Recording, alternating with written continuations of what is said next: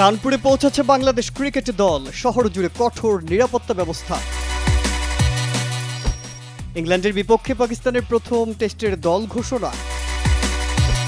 শীর্ষ ফুটবল ক্লাবগুলোর আদলে একাডেমি করতে যাচ্ছে বসুন্ধরা কিংস। এনকুকুর হ্যাট্রিকে চেলসির বড় জয় পেয়েছে সিটি ও অ্যাস্টন ভিলা।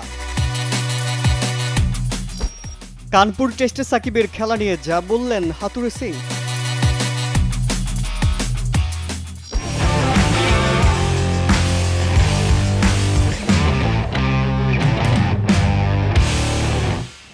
চেন্নাইয়ে প্রথম টেস্টে 280 রানের বড় ব্যবধানে হারের পর বাংলাদেশ টিমের পরের মিশন কানপুর টেস্ট। সিরিজে সমতা ফেরানোর লক্ষ্য নিয়ে দ্বিতীয় টেস্ট খেলতে গতকাল রাতে কানপুর পৌঁছেছে বাংলাদেশ ক্রিকেট দল। অখিল ভারত হিন্দু মহাসভার দেয়া হুমকির কারণে বাংলাদেশ দলের এই আগমন ঘিরে শহর জুড়ে নেওয়া হয়েছে কঠোর নিরাপত্তা ব্যবস্থা।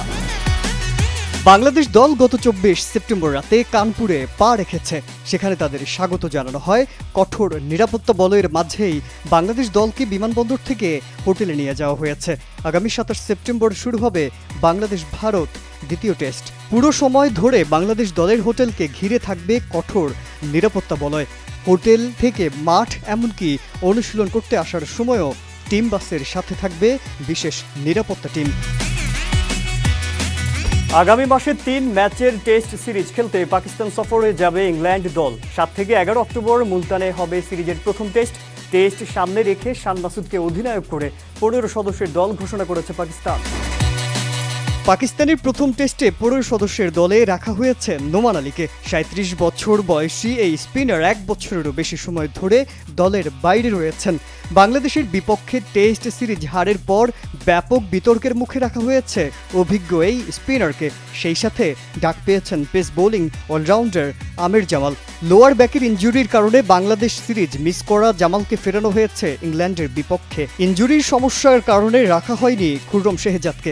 রাওয়ালপিন্ডি টেস্টে বাংলাদেশের বিপক্ষে 6 উইকেট নিয়েছিলেন তিনি। বাংলাদেশ সিরিজের দল থেকে বাদ পড়েছেন কামরান গুলাম এবং মোহাম্মদ আলী। বার্সেলোনার La Masia, Manchester United academy, Ajax football academy একেবারে ছোট বয়স থেকে ফুটবল শেখার জন্য সারা বিশ্বের শীর্ষ ফুটবল ক্লাবগুলোর এমন একাডেমিগুলোই সবচেয়ে বেশি জনপ্রিয়। বাংলাদেশে তেমন কিছুই শুরু করছে বসুন্ধরা কিংস। শীর্ষ পর্যায়ের ফুটবলের সব রকম আধুনিকতা ও সুযোগ সুবিধা নিশ্চিত করা ক্লাবটি এবার এগিয়ে এসেছে সেই একাডেমি গড়ার প্রত্যয় নিয়ে। প্রাথমিকভাবে আগামী 4 অক্টোবর থেকে 3টি বয়স ভিত্তিক পর্যায়ে পেশাদার প্রশিক্ষণের ব্যবস্থা করতে যাচ্ছে বসুন্ধরা কিংস, যেখানে স্বতন্ত্র একটি কোচিং স্টাফের সঙ্গে সেই প্রশিক্ষণার্থীদের শেখাবেন বসুন্ধরা কিংসের পেশাদার কোচরা। ক্ষুদে শিক্ষার্থীরা তাই ফুটবল পাঠের প্রাথমিক পর্যায়ে সাহায্য পাবে AFC কাপজয়ী Romanian coach Valerio teacher. কিংসের পেশাদার ফুটবলার রবসন রবিনহো বা শেখ মুরসালিনদের সঙ্গেও মিলবে অনুশীলনের সুযোগ। সর্বনিম্ন 6 বছর বয়সীরা এই পেশাদার অনুশীলনে অংশ নিতে পারবেন। বয়স ভিত্তিক 3টি গ্রুপ হলো 6 থেকে 11, 11 থেকে 15 ও 15 থেকে 18 বছর। কারাবাও কাপে জয় পেয়েছে ম্যানচেস্টার সিটি, চেলসি ও অ্যাস্টন ভিলা। চেলসির হয়ে হ্যাট্রিক করেছেন এনকুকু এবং সিটির জার্সিতে প্রথম গোল পেয়েছেন পর্তুগিজ মিডফিল্ডার ম্যাথিউস নুনেজ। গতকাল মঙ্গলবার রাতে ইতিহাদ স্টেডিয়ামে কারাবাও কাপের তৃতীয় রাউন্ডে ওয়াটফোর্ডের বিপক্ষে ডুকুর গোলে প্রথম লিড নেয় সিটি। ম্যাচের মাত্র 5 মিনিটে জ্যাক গ্রিলিশের অ্যাসিস্ট থেকে গোল করেন এই তারকা ফুটবলার। মাত্র 38 মিনিটে ব্যবধান দ্বিগুণ করেন নুনেজ। এর আগে সিটির জার্সিতে 33 ম্যাচ খেললেও গোলের দেখা পাননি এই মিডফিল্ডার। 86 মিনিটে ওয়াটফোর্ডের টম ইনসি গোল করলে 2-1 গোলে জয় পায় সিটি। জয় দিয়ে টুর্নামেন্টের চতুর্থ রাউন্ডে পা রেখেছে পেপ গার্দিওলার শিষ্যরা। অন্যদিকে সেনেগালের স্ট্রাইকার ক্রিস্টোফার এনকুকুর হ্যাট্রিকে ব্যারোকে 5-0 গোলে হারিয়েছে চেলসি। আর বুয়েন্দিয়া ও দুরানের গোলে অ্যাস্টন ভিলা হারিয়েছে ওয়াইকম্বেকে।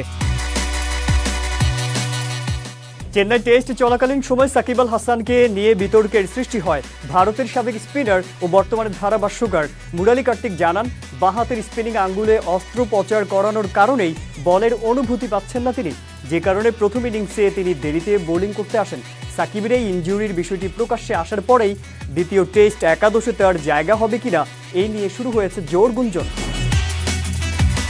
কানপুর টেস্টে বাংলাদেশি অলরাউন্ডারকে খেলানো হবে কিনা এবং শিষ্যের চোট সম্পর্কে গুরু চান্দিকা হাথুরু সিংহে অবগত ছিলেন কিনা তা এক সংবাদ সম্মেলনে জানতে চাওয়া হলে শ্রীলঙ্কার এই কোচ জানিয়েছেন আনুষ্ঠানিকভাবে সাকিবের চোটের বিষয়ে তিনি অবগত নন। তিনি বলেছেন, সাকিবের চোটের ব্যাপারে অফিসিয়ালি আমার কিছু জানা নেই। কানপুর টেস্টে তাই সাকিবের না খেলার কোনো কারণ দেখছেন না বলেও জানিয়েছেন হাথুরু সিংহে। বাংলাদেশি কোচ বলেছেন, সাকিবকে নিয়ে এই মুহূর্তে কোনো অনিশ্চয়তা নেই।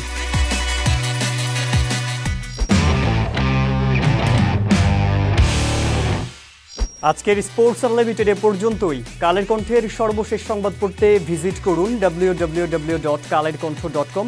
ফেসবুকে সংবাদের ভিডিও ও অনুষ্ঠান দেখতে ভিজিট করুন facebook.com/কালেরকণ্ঠ এবং facebook.com/কালেরকণ্ঠ ডিজিটালে। আর ইউটিউবে সব ভিডিও স্টোরি দেখুন আমাদের ইউটিউব চ্যানেল কালের কণ্ঠ এবং কালের কণ্ঠ ডিজিটালে। সাথে থাকার জন্য ধন্যবাদ।